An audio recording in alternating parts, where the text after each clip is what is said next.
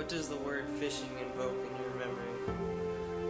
Back in '53, we fished out of necessity. We fished because we had to. I was smitten with the broad ranges of choices to fish. I could go down to the pond and catch tommy cats or bluegills, but I could go sharking if I wanted to in the big pond. Sometimes you eat the shark, sometimes he eats you. Listen, I'm talking about the good old days of fishing, when you could catch butter plate-sized bluegills, midnight riverbanks, and a bonfire for catfish, Huckleberry Finn style. It's cane poles and the birth of the fishing reel, fetching your own bait. Believe that. Describe the typical fisherman's evening. I'm talking about a new kind of serenity.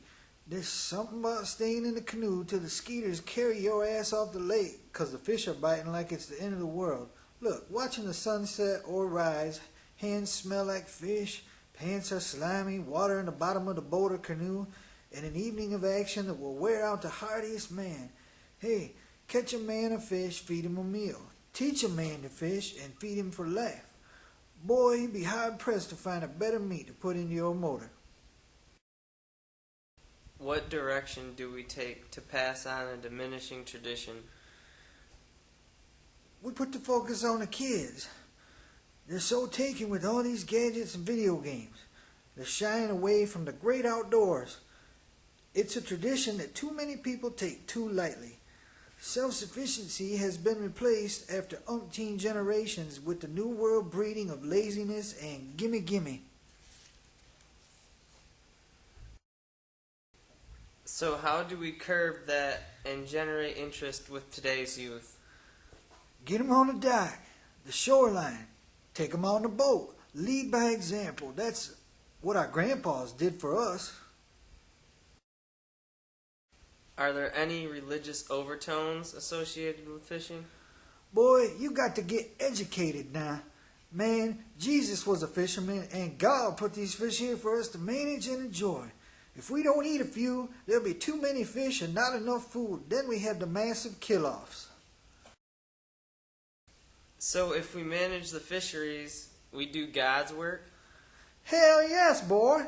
Whether you religious or not, you walking in God's footsteps when you fish the rivers, streams, lakes, and oceans. How big a part did fishing play for you growing up as a Michigan boy? Let me just start by saying, fishing was a way of life. It was like the cornfields and the woods. It was always there, and much time was spent on the water. I bought between the trees and the lake, but hunting was mainly in the fall and fishing was year-round, so I was always wetting the line. Even in winter? Especially in winter. Boy, let me tell you what. You eat them crabbies in the summer and they're a little mushy. You catch them through the ice, they're damn near as good as the bluegill's perch and the walleye in the frying pan. Besides that, you ain't never listened to the Red Wings game or the Wolverines game in the shanty with a silver flask full of old granddad whiskey and a full pipe of fresh trees?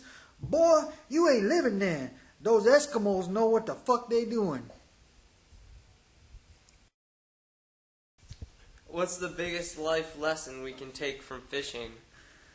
I don't necessarily know that there's only one, son. I've been learned humility, patience, joy, serenity, fatigue, anger, and even peace. Each man has to find what it brings to his table.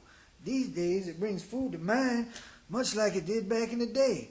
But I still get a big mule kick out of a tug on the other end of my line.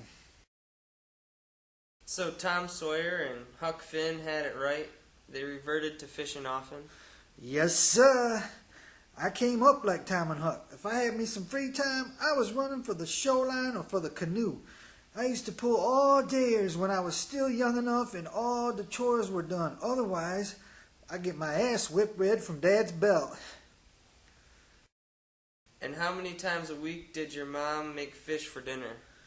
At least twice a week, boy. And it was crickets when it was fish fry night, 'cause everyone would be stuffing their gullets with fillets and the room would go quiet as a mouse. Let me tell you about eggs, milk, pulled flour, and butter.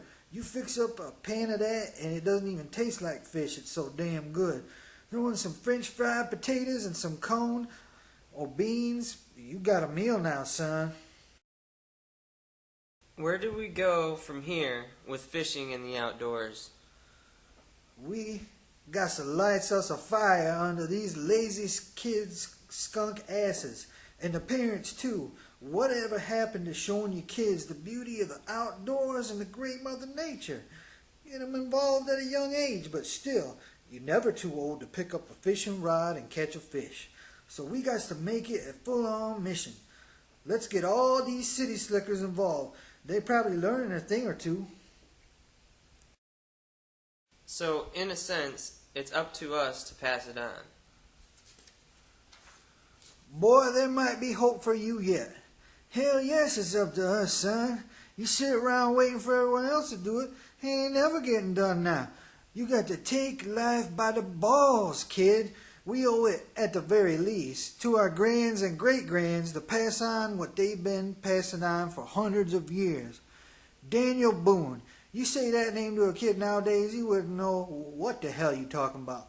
You say that to a kid in my time, shit, he was playing them every day, shooting rabbits and squirrels, fishing pike out of the creek, carrying a corncob pipe in his drawers. They's taking the history out of the schools, so it's time we got busy on this mission and pay forward our heritage. This way of life is dying off. Luckily, we got a land of great lakes, rivers, and oceans on all three sides of this country. But yes, a man's love for the concrete and computers with a fast food meal and TV are taking the place of walking to the woods just to count deer and see how many different varmints you can spy. Or digging your own worms to catch fresh catfish and take it to your grandma. Or climbing a tree to read a couple chapters out of Tom Sawyer, a good book. It ain't dead yet, boy, but it's for sure fading in a jiffy.